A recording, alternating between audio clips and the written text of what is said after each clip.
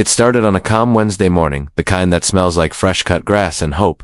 Blake Johnson had just come back from walking his dog, Tank, a bulky Labrador with a bark worse than his bite. His home in Pine Grove Ranch Estates sat on a peaceful corner lot with oak trees older than the town itself. Blake had worked 20 years as a firefighter. He wasn't rich, but after years of saving, a little inheritance, and some well-timed property luck, he bought his dream ranch house. Wraparound porch, red barn out back, even a chicken coop. Quiet, safe. His, at least. He thought it was, as he pulled open the rusted mailbox. A thick envelope tumbled out, no stamp, just a typed label. Property Compliance Enforcement, HOA. Raised an eyebrow. He had been living here for 7 months with not a peep from the HOA, other than a welcome packet and a flyer about recycling bins.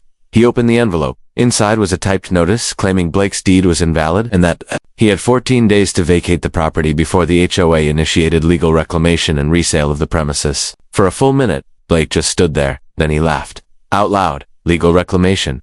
Who even talks like that? But the more he read, the less funny it got.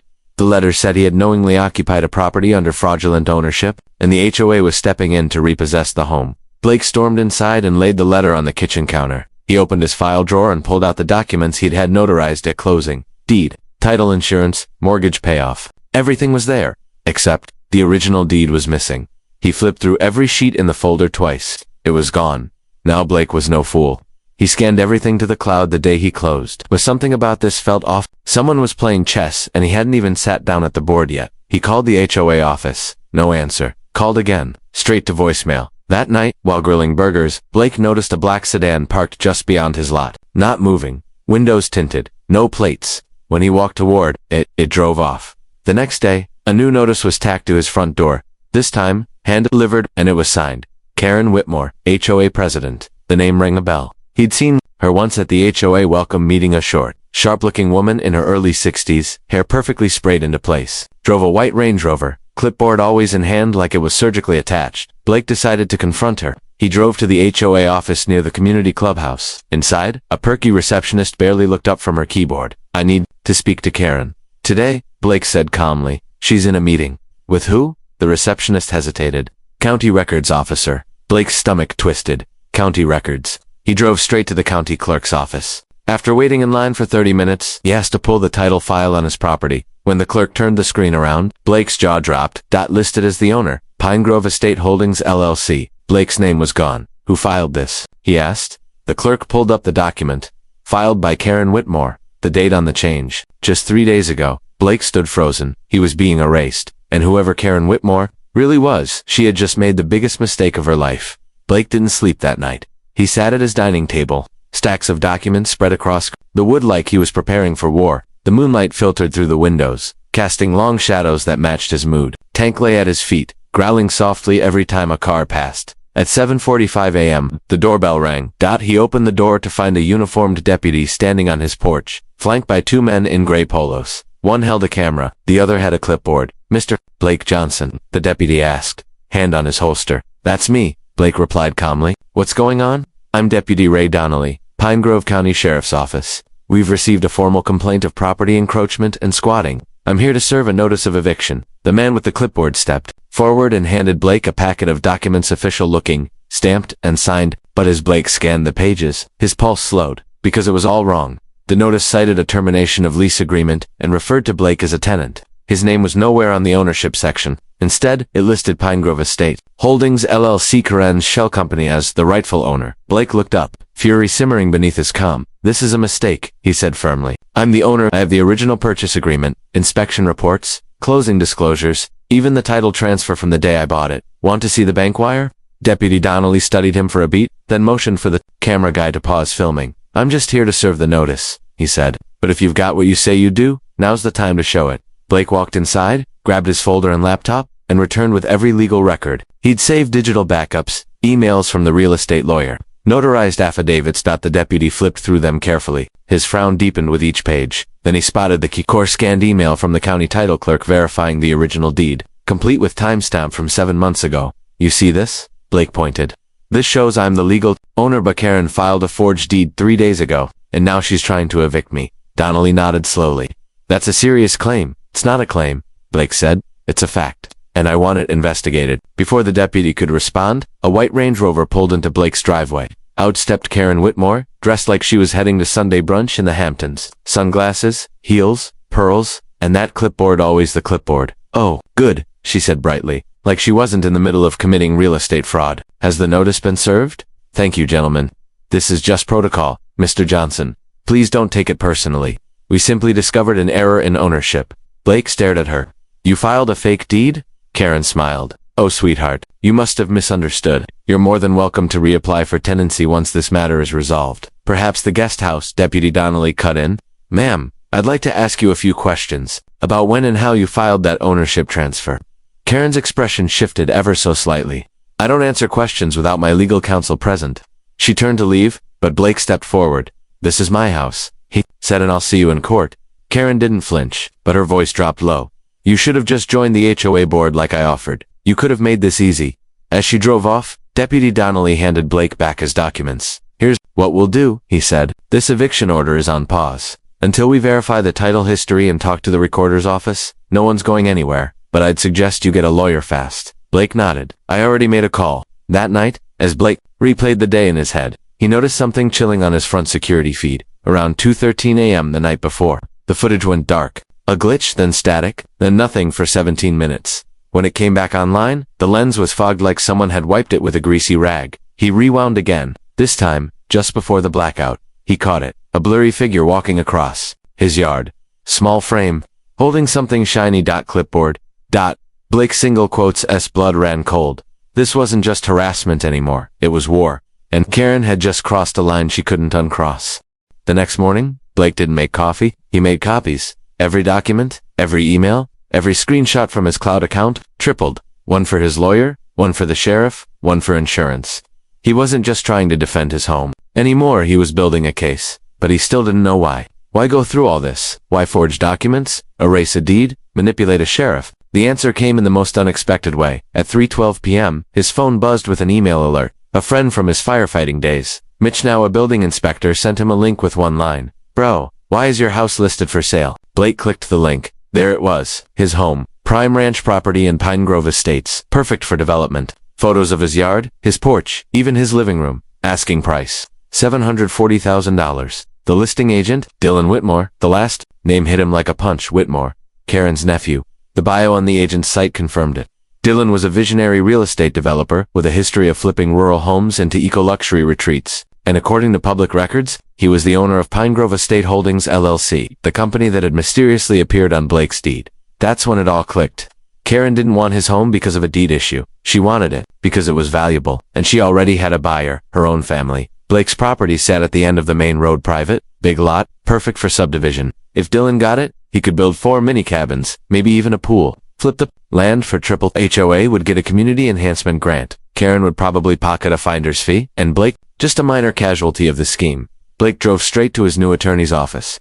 Amara Lewis was waiting. In her mid-30s, Amara dressed like she didn't have time for nonsense. Sleek black suit, not a hair out of place. Her office smelled like espresso and vengeance. "You're not just dealing with a nosy HOA president," she said after hearing the story. "You're dealing with organized fraud. And lucky for you, fraud leaves footprints." She started with the LLC. It had been formed just 6 weeks ago. Dylan listed himself as the manager, and Karen as a compliance advisor. "Textbook shell company," Amara said, typing rapidly. "I've seen this in Miami, Phoenix, even in small towns like this. They target isolated homes owned by vulnerable people. You just happen to be tougher than most." She filed an emergency injunction to block any transfer of title. The judge granted it within 48 hours. But that didn't stop the harassment. On Thursday, Blake came home to find a note taped to his front door. "Tenant, cease any property improvements immediately. Any changes are subject to HOA penalties." The same day, his water shut off for 3 hours. The utility company claimed a maintenance request was submitted, but Blake hadn't made one. That night, while checking his perimeter cameras, he spotted something even worse. A figure in a black hoodie crouched at the side of his house near the gas line. The camera caught the glint of a wrench, but the figure paused, looked directly into the camera, and sprinted off. Blake called Deputy Donnelly immediately. The deputy arrived within 15 minutes, reviewed the footage, and shook his head. "This is escalating, but I can't prove it's Karen or her nephew yet." Blake was tired, but not broken, and he wasn't about to be bullied off his land. He decided to take the fight to the one place. Karen still thought she had controlled the HOA board meeting. The next one was in 2 days. Blake RSVP'd as a concerned member. Then he called Mitch, his inspector friend, and one more person, Lisa, a tech-savvy neighbor 2 streets over who hated Karen and owed Blake a favor. If they want to play dirty, he said, let's show them what clean looks like with evidence. That night, Blake sat on his porch as the wind rustled through the trees. Tank lay next to him, ears alert. Somewhere out there, Karen was scheming, but what she didn't know was simple. Blake wasn't leaving. He was just getting started. Saturday evening, Pine Grove's community clubhouse. It was the kind of place usually reserved for yoga nights and birthday potlucks, but tonight, it had the vibe of a courtroom, tense, watchful, everyone pretending they didn't know what was really going on. Blake walked in wearing jeans, a flannel, and confidence. In his backpack, a flash drive, legal documents, and something far more dangerous, the truth. He scanned the room. The HOA board sat at a long folding table at the front, Karen seated dead center like some twisted queen bee. On her right was Harold, the timid treasurer. On her left, Cheryl, the nosy events coordinator who never liked Blake from day one. Beside them were 2 others, Gerald, a quiet, straight-laced retiree, and Nancy, a soccer mom who usually stayed silent. Karen tapped the mic. This HOA meeting is now in session. First agenda item, property violations and reassessment of community ownership boundaries. Blake stepped forward before she could finish. I have something to say. The murmurs started instantly. Karen forced a smile, the kind that could curdle milk. This portion of the meeting is for board members only, she said, gripping her clipboard. Actually, Gerald said, surprising everyone. By HOA charter, any homeowner with a grievance can request a 3-minute audience before we vote on enforcement actions. Karen glared at him, but nodded. Fine, 3 minutes. Blake didn't need that long. He stepped up, pulled a USB from his pocket, and plugged it into the clubhouse projector. I'd like everyone to hear this before you vote on anything tonight. The speakers crackled. Then came Karen's voice. Once Dylan gets the house, we bulldoze the barn and add 3 tiny homes. Airbnb, high-end rates. Blake, he'll cave once we shut off the water again. Gasps. Gerald dropped his pen. Cheryl whispered, is that real? Blake didn't flinch. There's more. A second clip played. Karen, if the judge sees 2 conflicting deeds, it'll buy us time. I've filed the LLC transfer already. Dylan just needs a buyer lined up, maybe the councilman's cousin. Dylan laughing. He won't know what hit him. By the time the recording ended, the room was silent. Karen didn't say a word. She sat frozen, jaw clenched, like she was trying to control her own breathing. Nancy finally stood. Karen, you faked documents. Karen composed herself and stood. It's taken out of context, she snapped. Dylan was exaggerating. Blake has no proof of intent. Anyone can doctor audio these days. Then explain this, Blake said. He walked to the projector and switched the screen to his scanned files. Emails from Dylan to Karen, titled Phase 1, Property Acquisition Strategy. He zoomed in on the attached PDF labeled Pine Grove. Flip plan confidential. Nancy looked sick. Cheryl put her hands over her mouth. Harold blinked like he was just now waking up from a year-long nap. Gerald pushed his chair back. Moved to motion for an internal ethics review of the HOA president. Effective immediately, he said, loud and clear. Karen's mask cracked. You don't have authority. Yes, we do, Gerald snapped. It's in Section 4 of the bylaws. If a president is accused of legal wrongdoing, the board can vote to suspend powers pending review. Cheryl, shocked into silence just moments ago, suddenly found her voice. I second majority rules, Nancy whispered. Karen looked around. No allies. No Dylan. Just her and a rapidly crumbling empire. You people are making a mistake, she hissed. I've served this community for 6 years. I rebuilt the playground.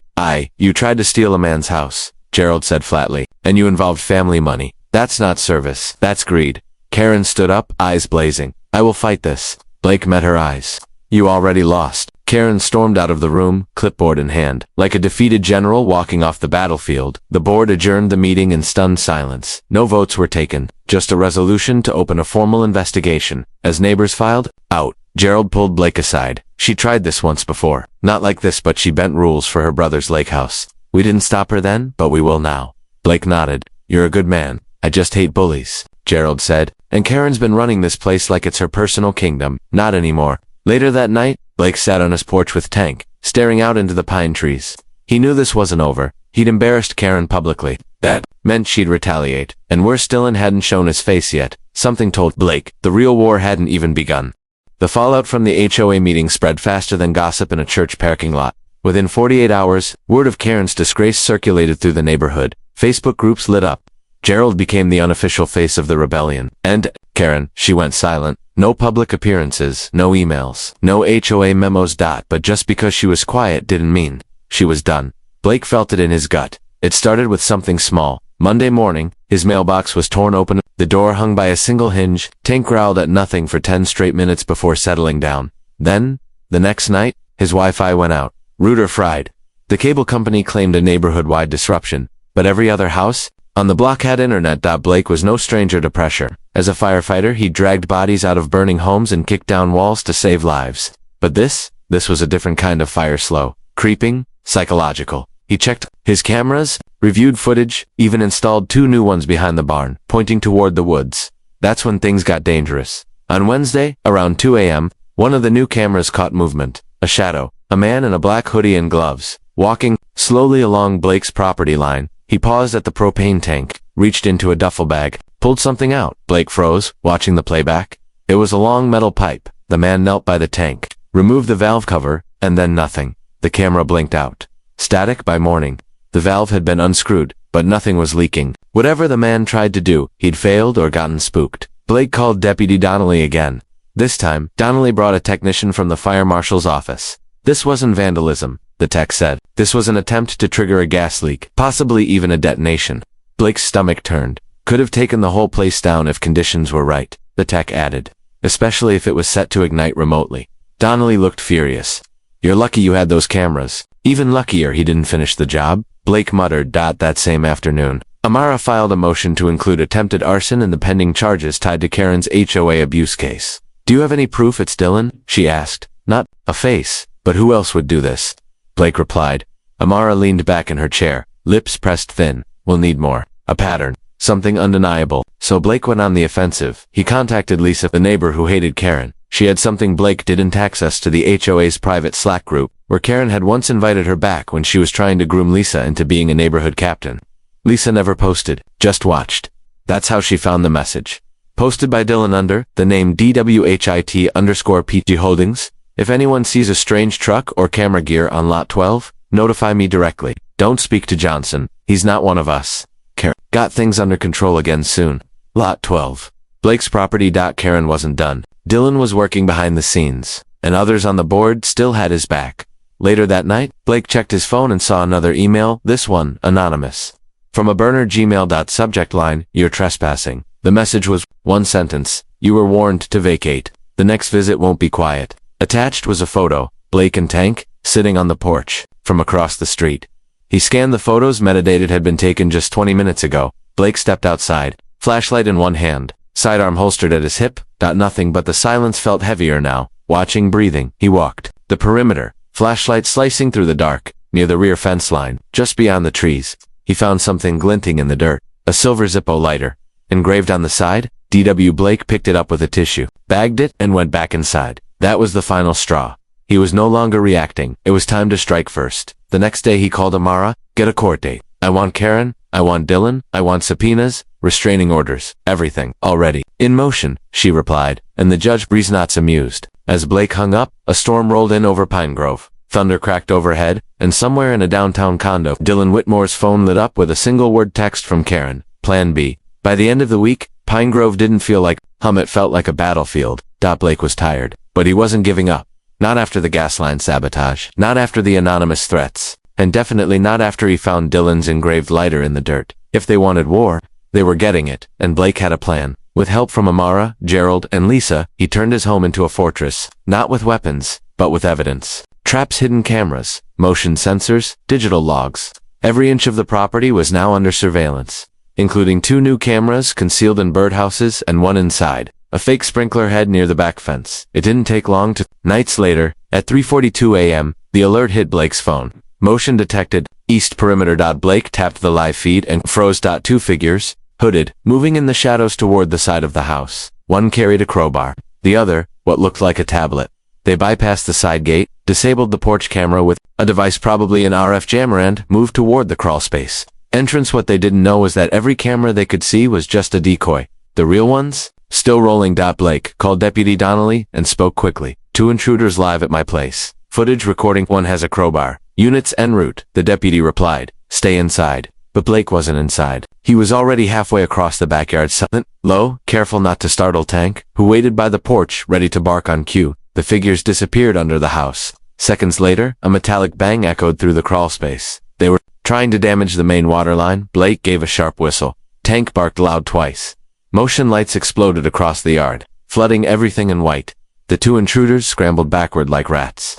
One tripped over a hose and fell hard. The other darted toward the fence but was immediately caught in the high beam of a flashlight. "Hands up," Deputy Donnelly shouted as he and two deputies charged in from the street. The man who fell under the house tried to crawl away but was quickly handcuffed. The second figure dropped the tablet and froze. When deputies pulled down their hoods, the truth was unmistakable. Dylan Whitmore, and a Pine Grove HOA board member Cheryl. Unbelievable, Blake muttered as Dylan spat curses into the dirt. "You set me up," Dylan screamed, red-faced and trembling. "This is entrapment. This is justice." Donnelly replied coldly. "You trespassed, vandalized, and brought sabotage tools onto private property, not to mention the lighter we found last time.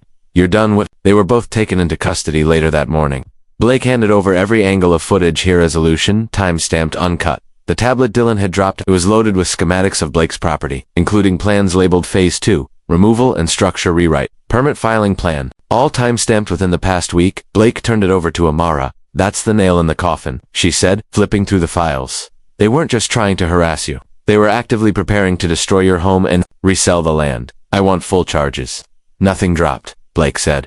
"This wasn't a prank. It was organized, and we'll treat it that way," Amara promised. Next stop, Judge Morales. But before the trial could begin, another surprise came. Karen Whitmore. She hadn't been seen since the HOA meeting meltdown. Most neighbors assumed she'd fled town, but that morning, she strolled into the sheriff's office. Lipstick perfect, hair in a tight bun, wearing her Sunday best beige suit like it was an armor of innocence, and she asked to turn herself in with conditions. She wanted a deal. According to Donnelly, Karen offered to testify against Dylan, claiming she had only passively assisted him and that her involvement was coerced through family pressure. Amara laughed when she heard it. "Karen's throwing her own nephew under the bus to save herself," she said. "Classic HOA queen behavior. Can we use her testimony?" Blake asked. "If it's solid, yes, but she's lying." "Well, prove it in court." Blake leaned back in his chair, staring at the printed photo of Dylan caught mid-sabocha. One, ready to flip. But the verdict still waited, and Blake wasn't leaving that courtroom without Karen's legacy in ruins.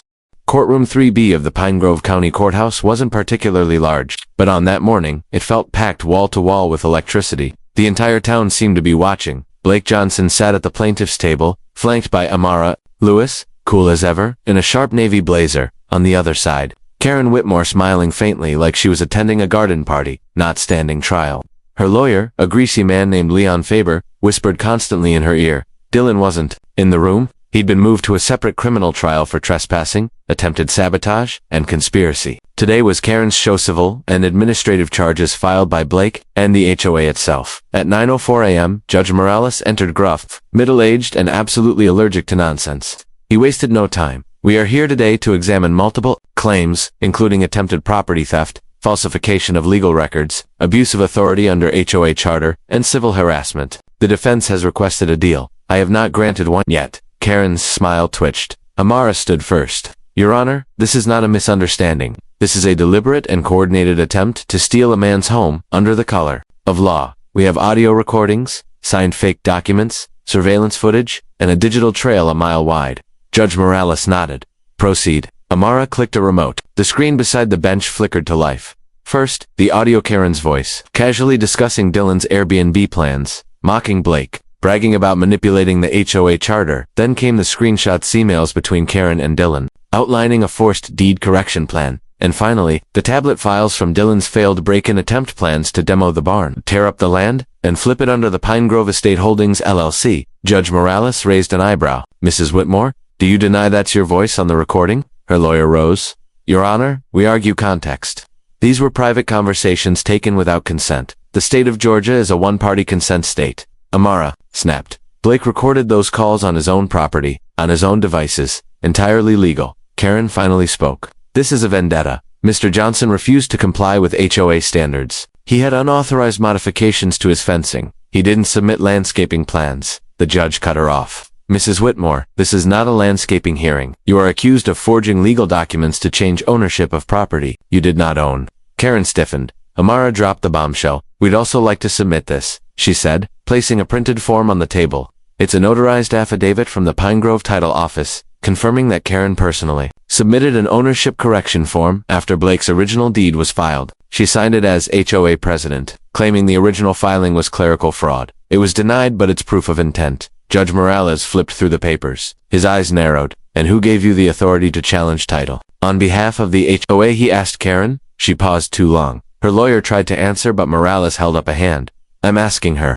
Karen adjusted her pearls. I believed it was in the best interest of the community. Mr. Johnson's presence was disruptive. The judge asked. You mean because he didn't vote for you? Laughter echoed in the room. Even the bailiff chuckled. Karen's mask cracked.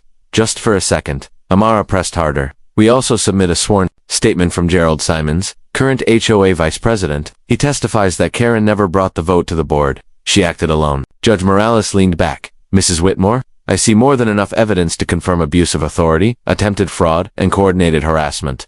Karen whispered something to her lawyer. He stood. We'd like to request a deal. Morales scoffed now. She's willing to accept censure, permanent removal from the HOA, and a public apology. Blake stood. No. Everyone turned. I'm sorry, Your Honor, but she didn't try to find me. She didn't just bend the rules. She tried to erase me. And when I didn't go quietly, her nephew tried to blow up my house. Karen paled. The judge stared at her.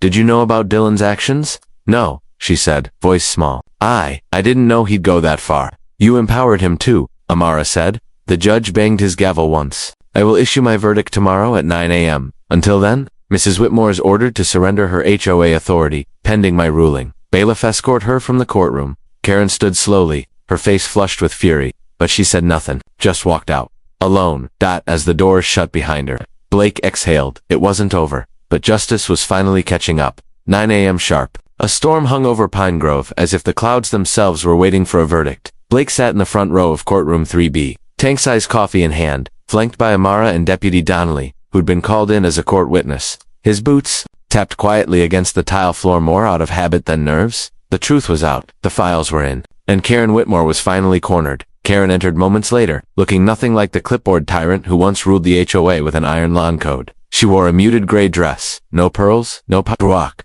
Even her usual smug smirk had vanished. Beside her, her lawyer carried a briefcase like it weighed 100 pounds. Then, Judge Morales entered. He didn't waste a second. This court has reviewed all submitted materials, he said, adjusting his glasses. Let's be clear, this case has gone beyond a homeowner dispute. It has revealed systemic abuse, coordinated deception, and the disturbing misuse of HOA authority. Karen stared ahead, motionless. Judge Morales continued. Mrs. Whitmore, you attempted to manipulate property records, filed false legal documents, and knowingly assisted your nephew in a plan to defraud a legal homeowner out of his land. Your role was not passive, it was central. Her lawyer stood. Your Honor, we still request a civil resolution. Request denied, the judge snapped. This isn't a petty HOA spat. This is attempted property theft. And while criminal charges for your nephew proceed separately, your involvement is indisputable. He turned toward Blake. Mr. Johnson, on behalf of this court, and I dare say this county, I apologize. No one should have to fight this hard just to stay in their own home.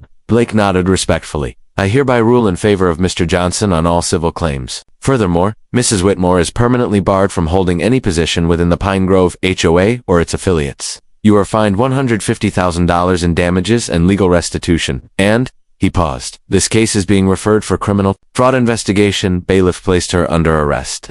The courtroom erupted. Karen turned pale. No, you can't, she started, but the bailiff was already at her side, locking handcuffs onto her wrists. Her voice cracked. It was Dylan's idea. I tried to stop him. He forged the emails. No, the judge said. The evidence shows you filed the false deed. You lobbied the HOA board without a vote. You targeted Mr. Johnson when he wouldn't play along. Karen was let out in stunned silence. But the drama wasn't over yet.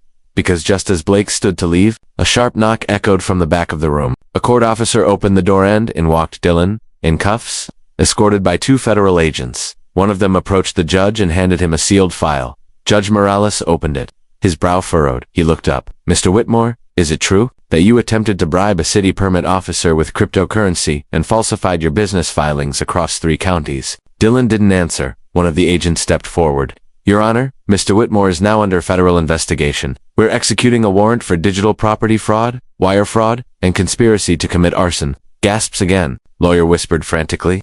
Dylan just hung his head, sweat beading at his temple. As he was let out, Blake leaned over to Amara. You think they'll throw the book at him? Amara smirked. They're gonna throw the whole courthouse. Blake walked outside into the sunshine, the storm having passed while the hearing dragged on. He breathed deep, first time in weeks. He didn't feel like he had to look over his shoulder. Later that afternoon, the HOA board held an emergency meeting. Gerald took over as interim president. The entire board voted to rewrite the charter. placing limits on presidential powers and requiring board-wide approval for all major property actions. They also passed a unanimous motion, effective immediately. Blake Johnson is awarded honorary HOA member status for life. Blake laughed when he got the call. He didn't care about HOA honors. He just wanted his home back. And now, he had it. The barn was still standing. The porch still creaked. Tank still barked at squirrels. Life was normal again except now. The neighborhood waved when they passed by. Some even whispered, "That's the guy who took down Karen." But Blake didn't need fame, that just peace. And he finally had it. Series finale, Karen's behind bars, Dylan's going federal. Blake has his home and his name back. But more than that, he reminded the world, never underestimate a man who built his home with his own hands. Because when someone tries to take it from him, they'd better be ready to lose everything.